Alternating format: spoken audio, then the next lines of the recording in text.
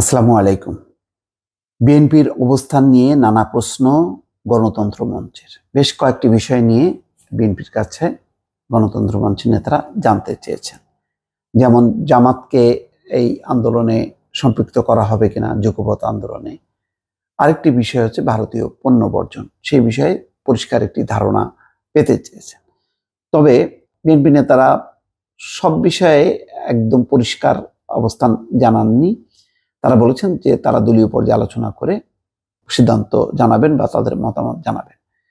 যুগপৎ আন্দোলন নিয়ে বিএনপি বেশ কিছুদিন থেকে পর্যায়ক্রমে বিভিন্ন তাদের যে জোট সঙ্গী প্রায় 60 থেকে 62টা রাজনৈতিক দল যারা নির্বাচন বর্জন করেছিল তাদের সঙ্গে আলোচনা করছে যে ভবিষ্যতে তারা কোন পন্থায় আন্দোলন করবে। এখানে খবরে বলা হচ্ছে যুগপৎ আন্দোলন নিয়ে নতুন কোনো মেরুকরণ হচ্ছে কিনা, অথবা নির্বাচন পরবর্তী প্রেক্ষাপটে বিএনপি রাজনৈতিক কর্ম পরিকল্পনা কি সে সম্পর্কে দলটির কাছে জানতে চেয়েছে গণতন্ত্র মঞ্চ।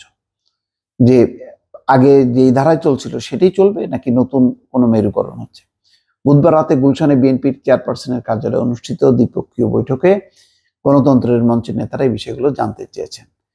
সূত্র জানাচ্ছে যে গতকাল সন্ধ্যা 7:15 থেকে 1.25 ঘন্টার বৈঠকে গণতন্ত্র মঞ্চের নেতারা মূলত 2-3টি বিষয়ে আলোকপাত করেন। এর মধ্যে যুগপৎ আন্দোলনের ক্ষেত্রে নতুন কোনো মেরুকরণ হচ্ছে কিনা তা জানার চেষ্টা করেন গণতন্ত্র মঞ্চের নেতারা। বিশেষ করে যুগপৎ আন্দোলনে জামাতি ইসলামীকে যুক্ত করা হচ্ছে কিনা সে বিষয়ে পরিষ্কার হতে চান গণতন্ত্র মঞ্চের নেতারা। এই জোটের একজন নেতা বলছেন যে তাদের যুগপৎ আন্দোলনে এখনই যেন জামাতকে যুক্ত করা না হয়। আন্দোলনে বিজয়ের সম্ভাবনা দেখা দিলে তখন যে কেউ যুক্ত হতে পারে। গণতন্ত্র মঞ্চের নেতারা এমন মত দিয়েছেন। অন্যদিকে বিএনপির একাধিক নেতা সহ যুগপৎ আন্দোলনে শরিক বিভিন্ন দল ও জোট ভারতীয় পণ্য বর্জনের আহ্বান জানিয়ে সরাসরি এই আন্দোলনে যুক্ত হয়েছেন।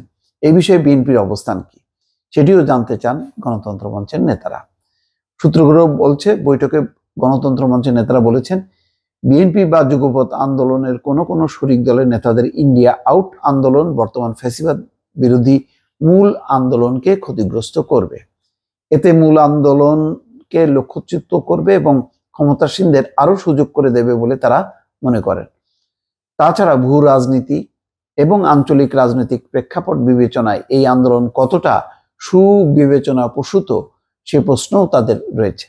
এছাড়া বিগত আন্দোলনের সাফল্য ব্যর্থতা নিয়ে বিএনপি কোনো পর্যালোচনা বা মূল্যায়ন করেছে কিনা সে সম্পর্কে গণতন্ত্রের মঞ্চের নেতারা আলোচনা তোলেন। কারণ 7 জানুয়ারি নির্বাচনে এক সপ্তাহ পর 13 জানুয়ারি গণতন্ত্র মঞ্চের সঙ্গে বিএনপি শীর্ষ নেতৃত্বের বৈঠকে এই বিষয়ে আলোচনা হয়।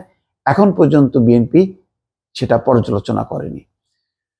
গণতন্ত্র মঞ্চের একাধিক নেতা জানান বিএনপির পক্ষ থেকে ধারণা দেওয়া হয়েছে যুগপৎ আন্দোলন নিয়ে নতুন কোনো মেরুকরণ হচ্ছে না। আর ইন্ডিয়া আউট আন্দোলনে যারা যুক্ত হয়েছেন সেটা তাদের ব্যক্তিগত বিষয়, সে বিষয়ে বিএনপির দলীয় কোনো সিদ্ধান্ত নেই। আচ্ছা, জুনায়েদ সাকি বলছেন যে বিগত আন্দোলন ও ভবিষ্যৎ পরিকল্পনা নিয়ে আমরা বিএনপির চিন্তা ভাবনা জানতে চেয়েছি, তারা দলীয়ভাবে আলোচনা করে আমাদের জানাবেন। বৈঠকে উপস্থিত ছিলেন মির্জা ফখরুল ইসলাম আলমগীর, বরকতুল্লাহ বুলু।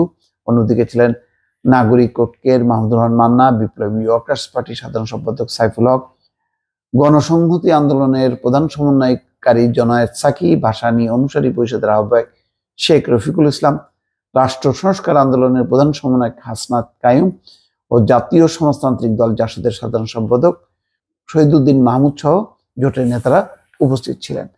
তো বোঝাই যাচ্ছে যে বিএনপি তার যেই নির্বাচনের সময় আগে আন্দোলনে যেই জোট সঙ্গী তাদেরকে নিয়েই সামনে এগোতে চায়। এটা ভালো যে জোটের মধ্যে ভাঙন ধরেনি, মতপার্থক্য হয়তো কিছু কিছু ক্ষেত্রে আছে, সেগুলো দূর করে যদি তারা সমন্বিতভাবে কর্মসূচি দিয়ে এগিয়ে যায় সেটা হয়তো গণতন্ত্রের জন্য ভালো হবে। দর্শক ভালো থাকবেন। আল্লাহ হাফেজ।